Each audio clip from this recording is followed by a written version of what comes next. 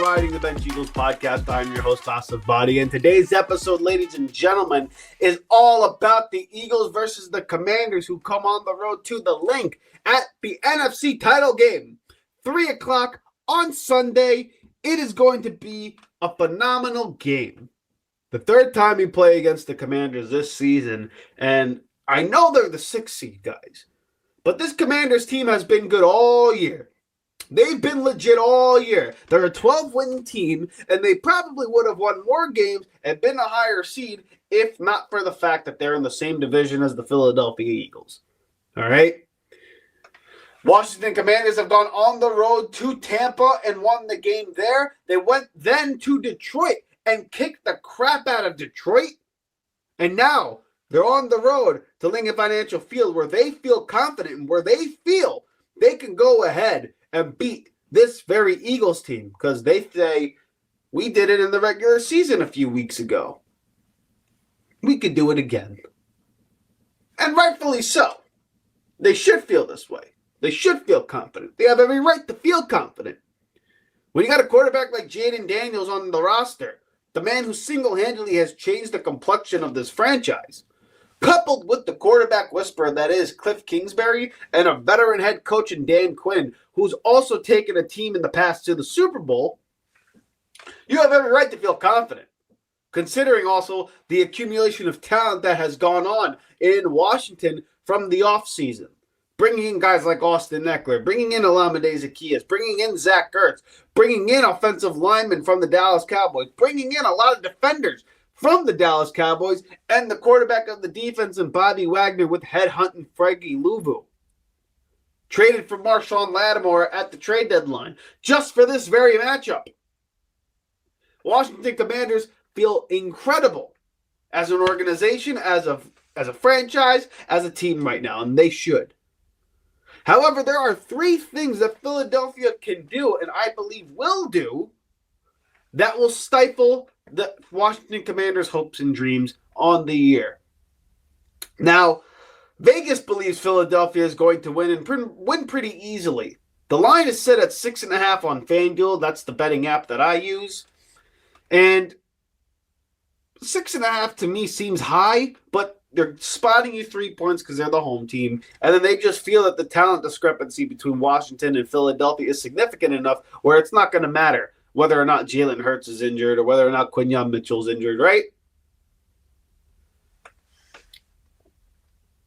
My problem with that is that, 1, the line's too high, and 2, Jalen Hurts is legitimately hurt, okay? Like, he's legitimately hurt, and it's an injury that clearly affects the way he's going to play this game. His knee.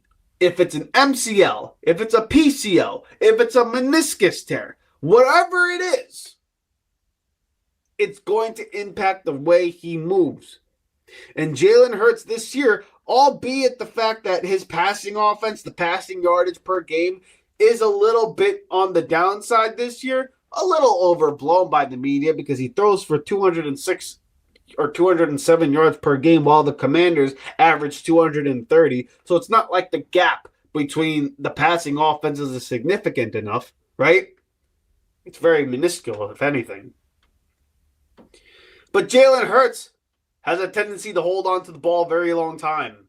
And that's partly because he's a playmaker. He's going to extend the play, just like Lamar Jackson. I think the only quarterback in the NFL that holds the ball longer than Jalen Hurts is Lamar Jackson himself. Right? So the more of a playmaker you are, you're going to hold on to the ball more, try to make plays down the field, buy time, and thus that time to throw is going to go up. That changes completely with this knee injury. And I know everyone in Philadelphia said, oh, he's going to be fine. He's going to be on the field. He's going to be playing. We're going to see very clearly this knee injury is going to be a problem for Jalen Hurts in this game. Unless, however, he does the very thing that is the first key to victory for the Philadelphia Eagles, and that is be able to throw effectively against the zone and be able to throw effectively against the blitz. Because I have a feeling Dan Quinn is going to go into this game in the very beginning, and he's going to say, okay, listen, Jalen Hurts, we know you're hurt. we're just going to throw the kitchen fucking sink at you. We're going to blitz the hell out of you. Prove to us that you can beat the blitz through the air. Because we feel we can get you on your ass more times than not. And let's just say he does. Now all of a sudden, this game becomes completely flipped where Jalen Hurts becomes ineffective in the passing game. Now, one of the key things in the offseason for Jalen Hurts was trying to be better against the blitz. And this year, he's done a better job against the blitz. He's got a higher completion percentage, a better passer rating against the blitz. He also has taken more sacks against the blitz this year, and that's because sometimes he sees it, sometimes he doesn't. Sometimes he calls the protections correctly, sometimes he does not. And when you got an injury like this for Jalen Hurts, we saw last week, he got put on his ass a couple of times after that knee injury. None other than that safety in the end zone, which was egregious. So Jalen Hurts has to show that he can, one, throw against the blitz early, and then when they decide to go back into their zone and play contain with Jalen Hurts, can he decipher his own defense? Because that's also been a bugaboo for Jalen Hurts this year, being able to throw against the zone. Okay? I believe he is able to do it, and I believe this game is going to force him to be more decisive with the football because he's going to quickly realize it ain't easy being able to move with the knee that he's got right now. So, can Jalen Hurts beat the blitz and beat zone coverage through the air? I believe he can. So, if he's able to do that, that is the first step to victory for the Philadelphia Eagles. The second step to victory, Jalen Carter and Milton Williams have to be utterly disruptive and dominant this game. The Washington Commanders have lost a guard. I forget his first name, but I know his last name's Cosme, with a torn ACL. They're probably their best offensive lineman. On the interior, in front of Carter and Milton Williams. Maybe even Moro Ojomo at times. The Washington Commanders' offensive front has gotten better this season, but if you could put Jayden Daniels on his ass or make him run or make him play a little bit quicker than he wants to, you have a shot here against this Eagles defense, guys. Philadelphia and this pass rush, coupled with the number one ranked defense on the back end and the I don't need to go into the specifics of our NFL number one defense here. If Jalen Carter, Moro Ojomo, Milton Will, whoever's on the interior can dominate the line of scrimmage and wreak havoc, this Washington Commanders offense is going to be in a world of trouble. You rush Jayden Daniels. Now, I know he has the ability to buy time, and he has the ability to scramble, and he has the ability to extend plays, but I will take my chances with him running with his wheels versus him throwing it through the air. I'll take that any day. And I think Philadelphia is good enough on the edges with Josh Sweat and Nolan Smith and athletic enough on the edges and in the second level to be able to contain Jayden Daniels. Okay?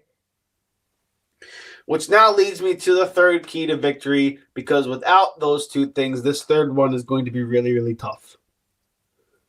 Controlling the time of possession. Philadelphia has to control the time of possession in this game significantly. Like, they got to win this bad boy 35-25 in terms of time of possession.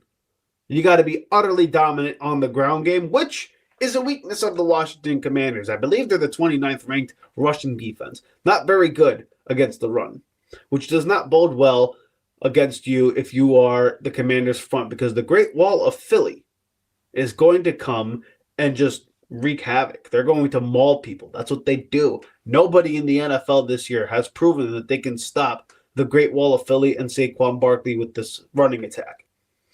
Now, does Jalen Hurts' injury completely change that? Probably, but we are about to see, because I think, regardless, the offensive front is going to be dominant against the Commanders' front. I don't think there's a matchup with the offensive line that the Commanders have an edge at. They might have an edge at the second level with Bobby Wagner and Frankie Louvu and how physical they can be and how smart Bobby Wagner is. Future Hall of Famer, by the way. The only chance that they have is to try to out-physical the Philadelphia Eagles, and that's a very tough damn thing to do. Because the players that you got on this offensive side of the ball, you got Goddard, who's super physical. A.J. Brown, super physical. The Great Wall of Philly, super physical. Saquon Barkley, underrated with his physicality. And I was somebody who was critical of his physicality in New York. I didn't realize how physical he was. He's a physical football player. And then Jalen Hurts, you know how physical he can be, but again, the knee's a bit of a problem, right? So we'll see with him. And Devonta Smith, tough as shit.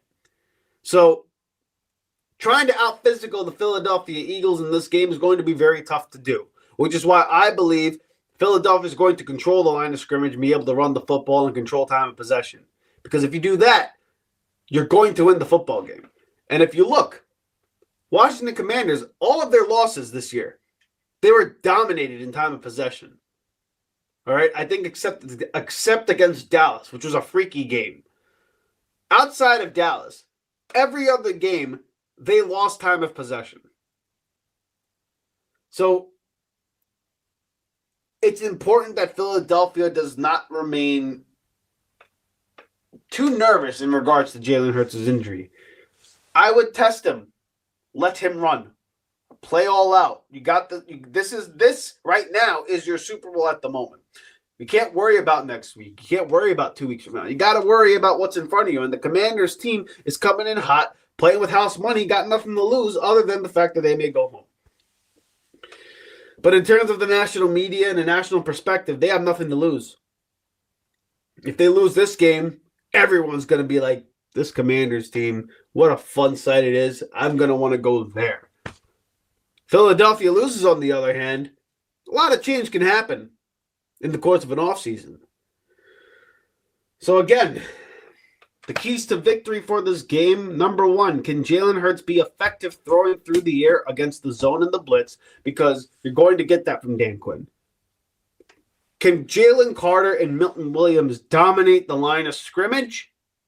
And then lastly, controlling time and possession. Can the Washington Commanders go ahead and stop this Saquon Barkley and the Great Wall of Philly running game? I don't think they will. And because I believe those three things are going to happen, I believe the Philadelphia Eagles are going to go to the Super Bowl once again for the second time in 3 years. And it's going to be a joyous occasion.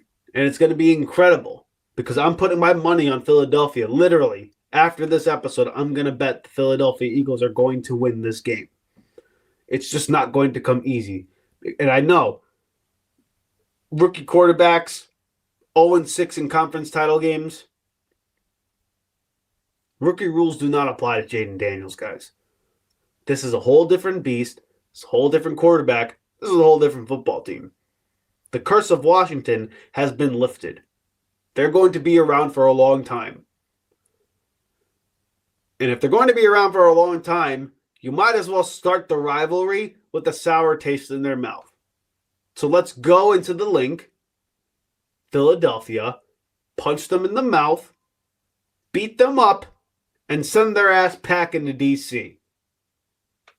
Because if we do the three things I talked about, we have a date in New Orleans, in the Super Bowl, where we have a chance to make history. Fly, Eagles, fly, baby. Go Birds. Hey. Thank you so much for watching the Riding the Bench Eagles podcast. If you want to continue to support the channel, please hit the like and subscribe button down below. Also, check us out on Instagram and TikTok at Riding the Bench Eagles Pod. We're also on Apple Podcasts, Spotify, iHeartRadio, you name it, we're on there. Thank you so much for listening, and please join us next time here at the Riding the Bench Eagles Podcast.